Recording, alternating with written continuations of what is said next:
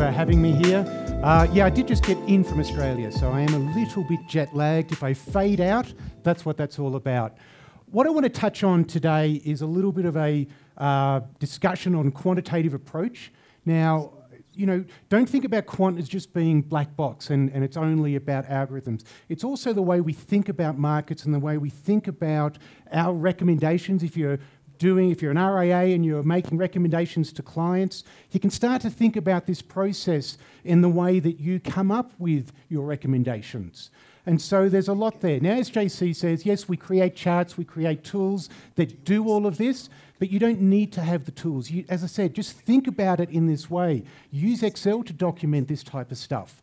And you can really get some real benefits out of thinking about your analysis in a more quantitative way. Of course, I'm not an advisor. Here's all the official disclaimer. Basically, unless you're a professional, talk to a professional before you do anything.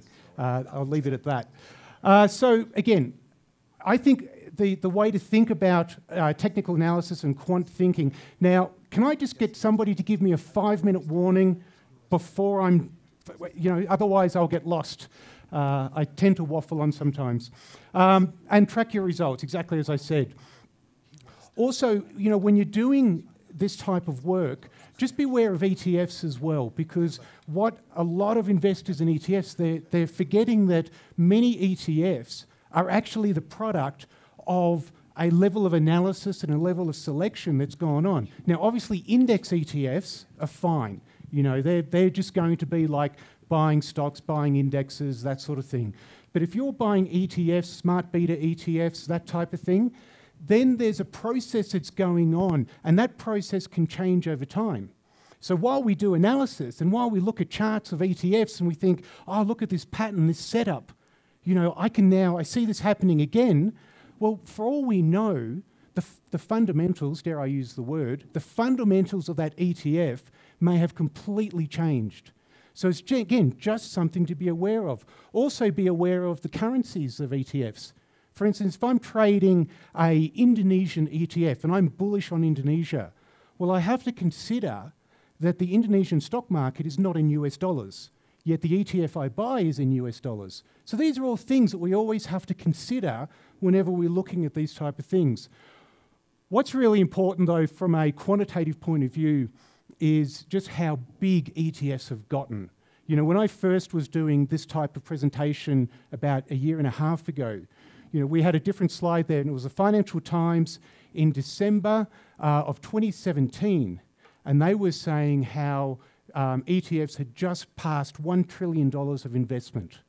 And now we're sitting here, this one is, I forget the date, March 2018, and it's over $3 trillion now being invested.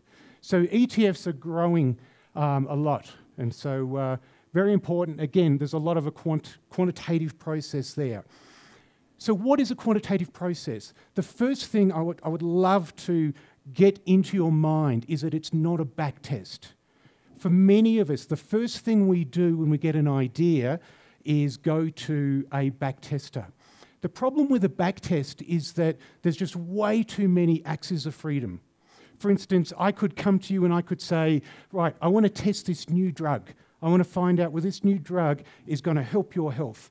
I want you to take this drug, I want you to drink lots of water, I want you to exercise every day, and I want you to diet. Well, how do I know whether that drug was effective or not?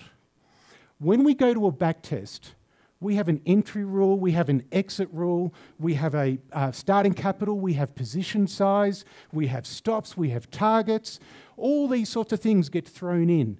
And so, it's, as I said, it's just way too many axes of freedom for me to know, is my signal relevant or not? At the end of the day, as a technician, what I want to know is, does my signal add value? And so it's really, really important that I'm not mixing that all up into the one test. And so we can look at how we do that. The way I found this was because I was doing some white papers on relative rotation graphs, and I was coming up with some ideas on it, and I'd done a test, and I'd got a pretty good result. And I'm like, okay, this is interesting. Let me go and just add some more capital to it. but then my results didn't go up by a proportionate amount. You know, things just didn't make sense. And so as a programmer, obviously I dug into all the code, and what I realized that there were days where I had 6 signals, but in the first test, I only had enough capital to take 3. And so that really got me thinking, how can I judge my signal based on a backtest? Because if I've messed up my portfolio, my starting capital or my position size, then I may be disregarding a really good idea only because I didn't know the profile of that signal. And so that's why, you know, we want to do that differently. So the testing process that we talk about is obviously idea generation. As technicians, that's something that we're good at. We see things on a chart and we say, yep, this is, you know, a really good idea, something I can work on. Then we want to go into signal testing. Let me test that signal in isolation of everything else. And then trade testing and back testing. We'll just quickly go through all of those. As I said, we're only just scratching the surface on this. There's a lot more, about 8 hours of material on quantitative testing that we do on our website, but this is a very brief one. So as I said, idea generation, this is what we're good at. We see things on a chart and we think, hey, that may be something, that may be an idea that I can use, either for my clients or my portfolio, whatever the case may be. You know, so we can take a very simple thing like a golden cross here. Obviously, inspecting the rules, I want to know that I've got my signals right. So I want to codify those rules and I want to double check. Even as a programmer, I've been programming for nearly 25 years, I still make logic errors. So I want to see it on a chart. I don't want to just go to a screener and type in a function without knowing that I've got it right. So I want to see it on a chart. I want to see those arrows telling me, here's my signals, and then I can work with them. Then what we want to do is get into a signal testing. Now, this is the dashboard that we've created for this. Essentially what we've got here is the green line is the average. So what we did is we went through 10 years of history and we said, let's find every single instance of that signal, that moving average crossover. And we got 4,500 of them. And then we just average them up. And we take the average and we say, okay, what is the behavior 1 day after the signal and then all the way out to 183 days or 6 months? Now, what time frame I use depends on what type of signal I'm looking at. If it's a mean reverting signal, I'll just do a 21 day. It's usually a short-term trade. If it's a long trend following signal, then it's going to be much longer. And then I've got all of these stats here, which I won't go into. Other than my win rate is obviously very important because I have to be able to win more than I lose. Ralph Vince, if you ever want to get into some pretty heavy stuff, wrote on optimal F. All of the CMT3s will know about this sort of stuff. Optimal F was this really theoretical model of what is my risk of ruin, is basically where he went to with that table. And if you're on a 50-50, if you're only right half the time, then the chance that you're going to blow up your portfolio is 100%. You've got to be right 60% of time or better to survive long-term in the markets. Let me get my right buttons here. Just to explain those lines, the yellow line is my index. So every time I get a signal, what I also do is I take a measurement of the S&P 500 over that same period, because I want to know that I'm beating the index. And then the red line is my alpha between there. All right, so then we go into trade testing. And this is a real, again, this is a real problem when we deal with back testing. So your back tester starts at the start of time and then runs through the charts. But as it does that, it finds the first entry signal and then the first exit signal. But the problem is I may have this situation where I have an entry, an entry, an entry, and then an exit. Now, if I don't set up my backtest rules correctly, I may take that first entry here and I don't pyramid, so I don't get these two signals, and I walk away saying, gee, great, I made a nice profit. The reality is when we go and put an idea into practice, we have no idea whether we're going to get that signal first or we're going to get this one and then make a loss. So again, I wanted to look at this and say, let me get all of the trades and let me analyze them. And so that's what we do with here. Exactly same setup. So we've got our gain over time and compared to the index. And so, we get some good results. So our average return has gone up, which is nice. It got rid of some signals by putting in the exit, but our probability of gain was below 50. So that's obviously no good. So again, the exit triggered before the trade could make profit. Just remember, of course, with all of this, it's all averages that we're talking about. There can be a lot of hidden information behind an average. And so that's why, we have this probability distribution.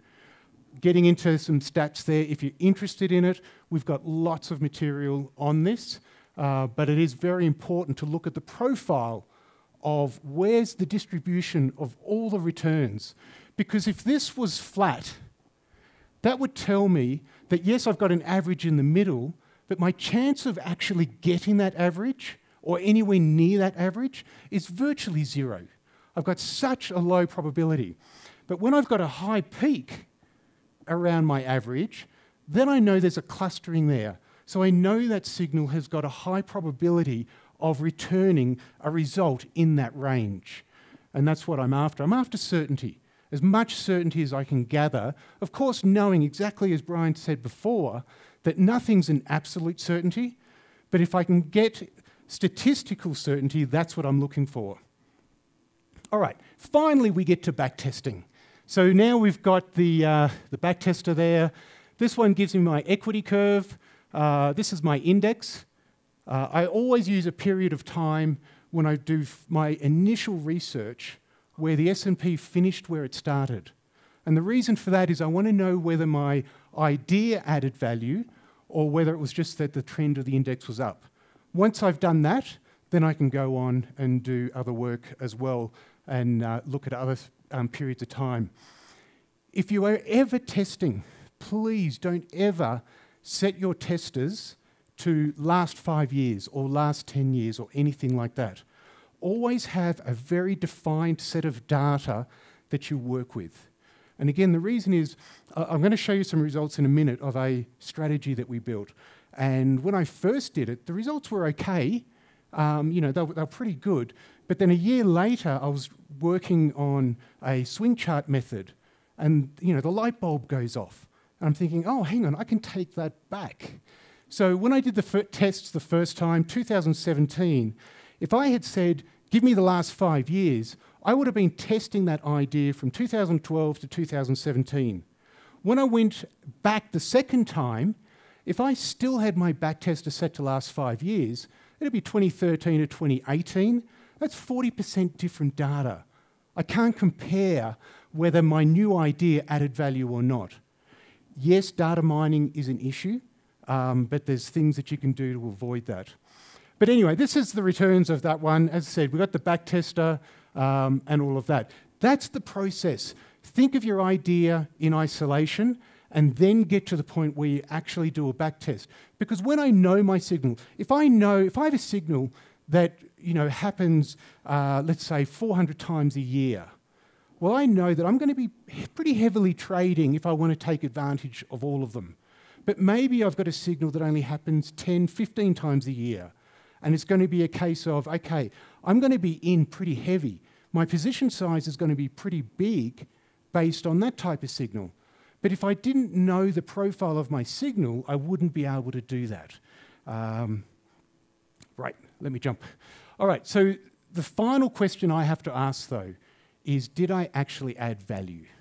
And this is the one which is really tricky because I actually teach CMT, so CMT 1 to 3. And when I was teaching CMT 3, we were talking a lot about this theory behind null hypothesis and adding value and all of that type of stuff. And we're getting in there, and it was very theoretical. But I was having real difficulty trying to explain it to people and sort of saying, look, this is what you've got to know. I'm a very practical guy. I don't like talking about theory. I want to talk about something and make something accessible. So what we did is we sort of said, okay, the primary question we need to ask is, did I add value? Is my idea value, is it better than just randomly throwing darts at a dartboard and getting trades from that idea? So the only way we can answer that is to get what we call a representative sample. Now, for instance, if I wanted to know, am I tall? I could go around this room and pull out 15 people, which would be a sample. I could measure them, and I could compare my height to all of them. And then I get that idea. It's the same thing we want to do here. We've got a strategy that went through time, it made a series of trades, and it got a result. Is that result significant or not? And so what we do is, that's exactly what I just said. We're basically looking for a distribution like this, and then we want to know, where does our strategy fit in this? Let me jump in here. So the key question I had to ask when I was doing this, when I was looking at CMT and I was looking at this whole process, was what is it that actually adds value? What is it that leads to returns? And at the end of the day, it's being exposed to the market.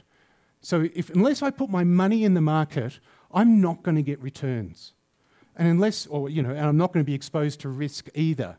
So it's really critical that if I'm going to create a sample, that sample has to have the same exposure to the market, because that's how I get my returns. So samples are a good comparison. The whole test, everything we do, must be in the market for the same amount of time. So what we do is we take every trade in a back test and we go then to the market and we basically say, let's randomise the start date of that security, of that trade. We'll randomise the start date, we'll randomise the security that we're using, but we keep our time or our exposure to the market the same.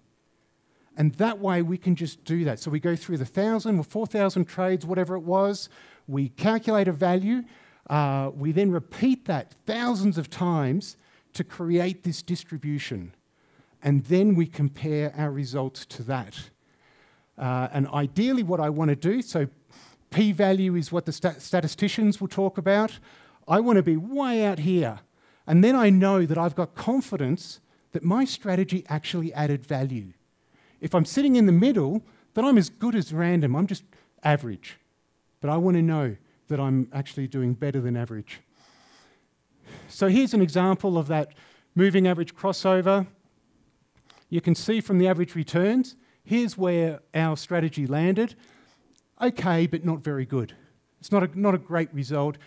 I can't sit here with any confidence and say that that strategy was better than random. When it comes to the probability of gain, the probability of winning a trade, it's just way off the charts. That's terrible. There's no significance at all. Now, we know that. We know that a moving average crossover, great for capturing a trend and participating in a trend, but around the tops and the bottoms, you've got whipsaw, and you've got lots of losing little trades. So, that makes sense to us as we go. So, conclusions, winners much bigger than losers, but it sustains a lot of losses. And so that's why we get that.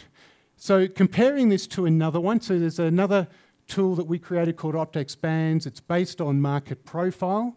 The whole point behind this is saying, let me try and find when the market is way oversold. It's similar to an RSI, but uses the price range of data a little bit differently.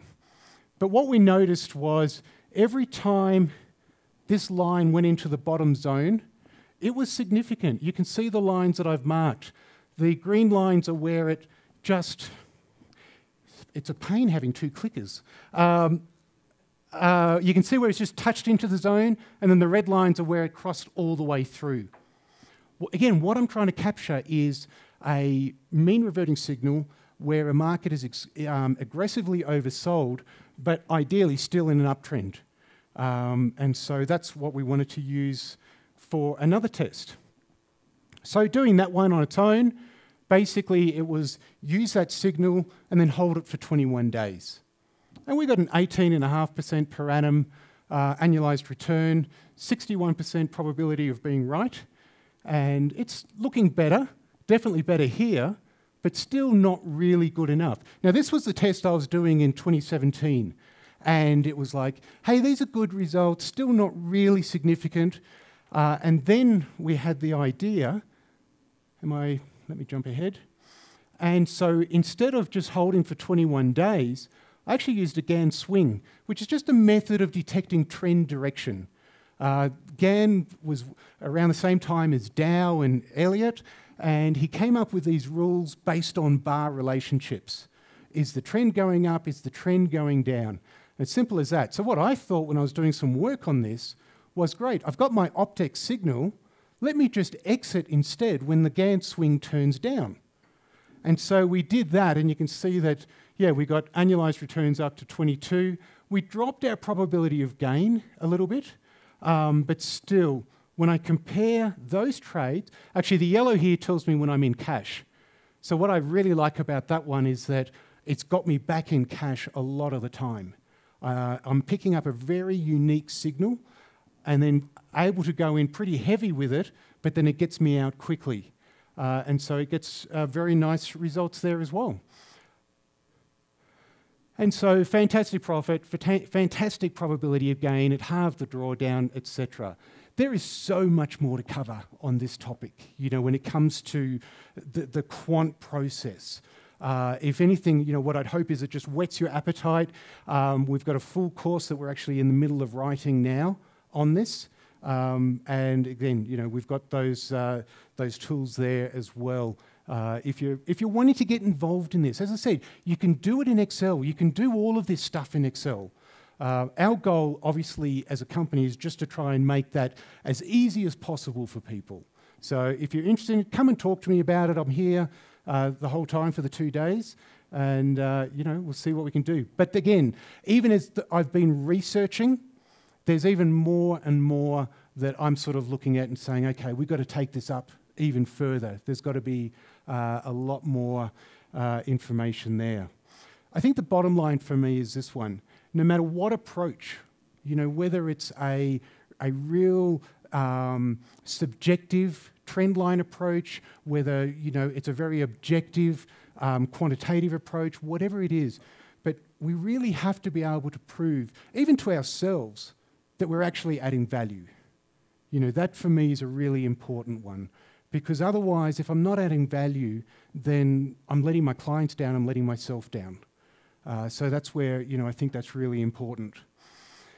And then, because again, it's the chart summit, I thought I'd get a whole bunch of charts on these Optex bands. So there's only 4 actually signals in the last month. And I can't read the top. McDonald's. So McDonald's had one here, you can see, where it entered that zone. Again, you can see the red arrows where they've happened in the past. And so they're pretty handy. We have got McCormick & Co.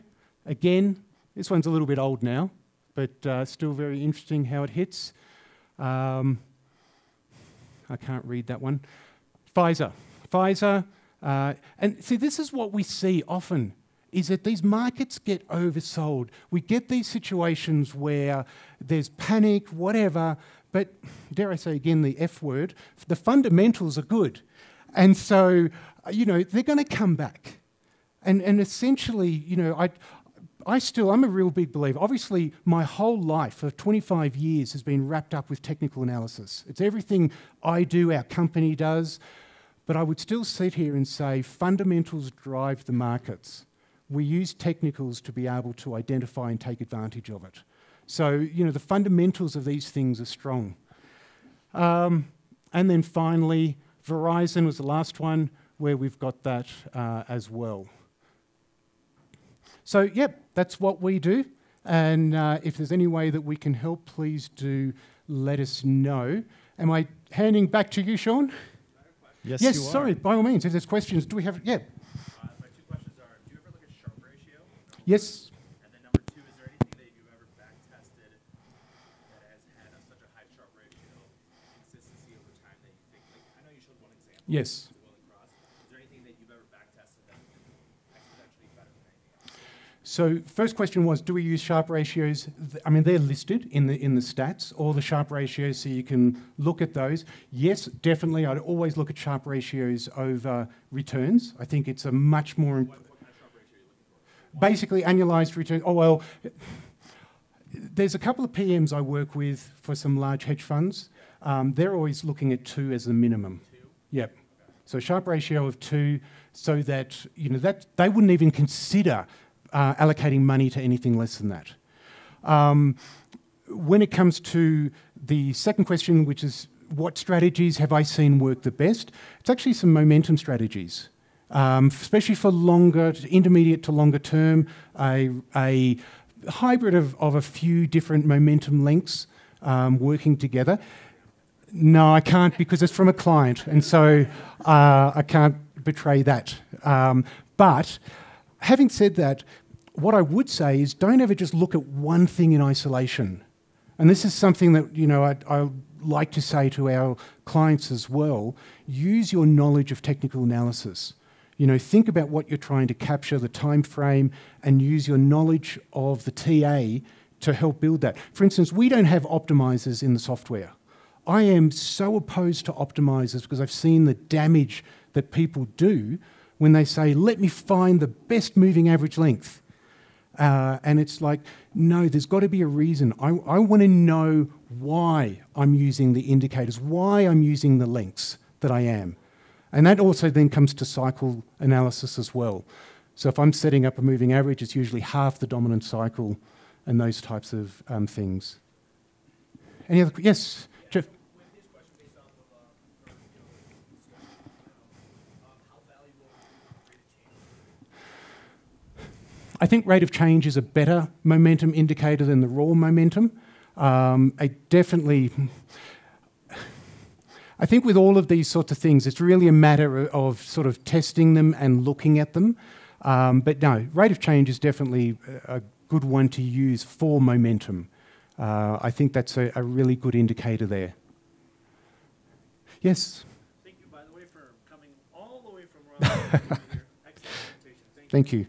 I wondered if you could go into more specifics about the difference between optics and RSI, and if you feel that optics is better than RSI and some of the data specifics. Okay.